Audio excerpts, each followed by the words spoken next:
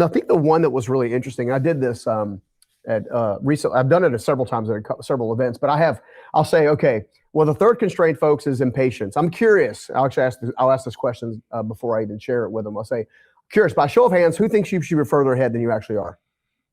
And without fail, 100% of the hands go up, without fail, every time. And I said, you know what's funny? I used to feel the same way.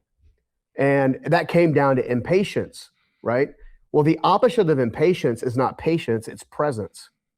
It's being where your feet are, right? And being responsible, being grateful, being mindful, taking data that you have and creating a strategy.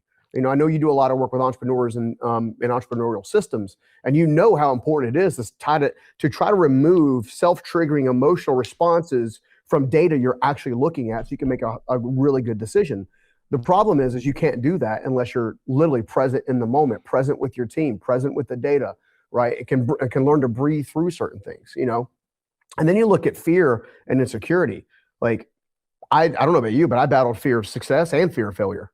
Yep. I also battled fear of not being enough. Like, so that comes down to insecurity and worthiness, right? So the opposite of fear to me is compounded faith, by looking at other times where you thought the world was going to crumble or something else that was going to crumble. And somehow, some way, God showed up and essentially not only took you through that, but when he took you through that, he continued to develop people through that, if that makes any sense.